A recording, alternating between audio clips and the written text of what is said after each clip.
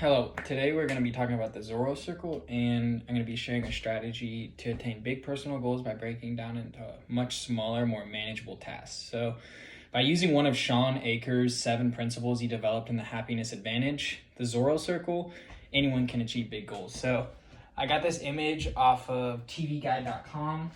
This is Zorro, if anyone has ever seen him, seen the old movies or TV shows.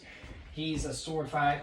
I loved old TV shows as a kid. He was always a sword fighter. He always got the girl in the end. So it was always like a good, most really interesting TV show. But there's actually a lot of good knowledgeability that you can learn from it. So the story is Zorro. Don Diego, who is Zorro, Alejandro is Zorro. Don Diego, his mentor, took him under his wing as his apprentice, and he lived in a cave where he made Zorro actually draw a small circle in the sand.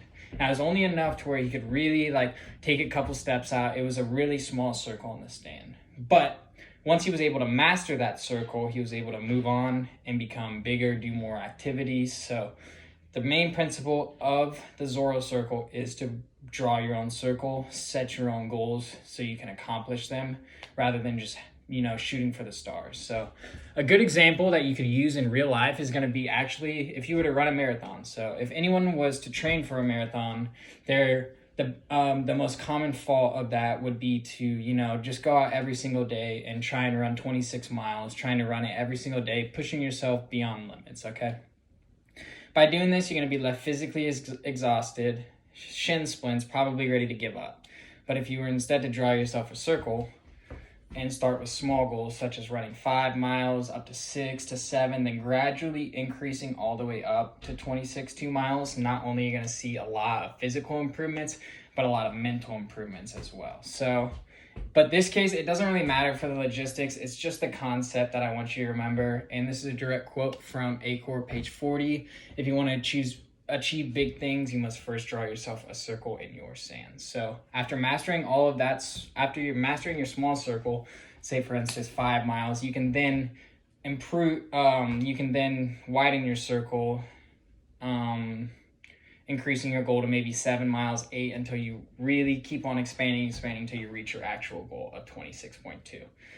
But after you mastering the small circle, you can now expand outward, but remember not to expand too fast or bear too many challenges at once, because it can be very easy for you to become discouraged and actually become overwhelmed and spiral way out of control.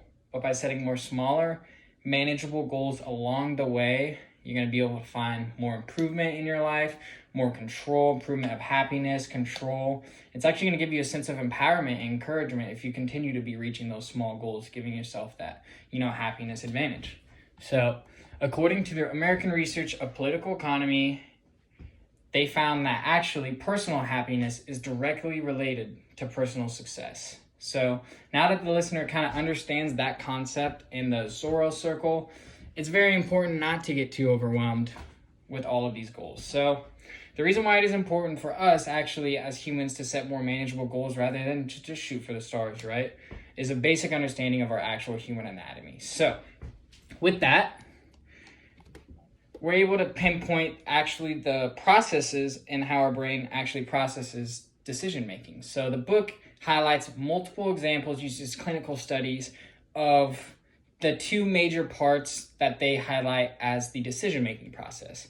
The 2 main parts are going to be the emotional, called the jerk, and the cognitive, the thinker. So thousands of years ago, right, this jerk system is the oldest, and it's very, very, very important as humans to have because, 1,000 years ago, whenever there was a saber-toothed tiger to attack you, you didn't have the ability to think and make rational decisions in the moment to be able to fend yourself off from that saber tooth. So with that, we're only here because of our emotional process, because it sends us into a flight or fight response, and that's just our natural way of dealing with things. So we can rather be triggered in fight or flight, or have our prefrontal cortex cognitively make decisions for us. So it kind of uses a little bit of both still. Our brain still doesn't use one or the other. It's a combination, which is why it's important to understand both factors. So the emotional side is going to be called the jerk. It's kind of irrational. It makes really irrational decisions in the moment, sending your brain into a